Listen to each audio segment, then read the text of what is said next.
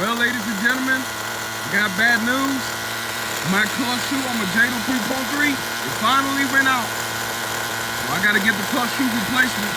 Without the clutch shoe, it'll cost the time to spin like this.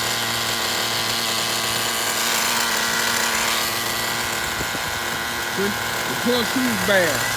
And if I put it down, it dies. The clutch shoe is bad. The clutch shoe is bad, y'all. It's just a clutch shoe, so it's no big deal. All I have to do is order that part, and then I'm gonna replace it myself. I know how to fix it now. So peace out. Because I took that Jato 3.3 on the freeway. That's why. It's a good thing I didn't. Later.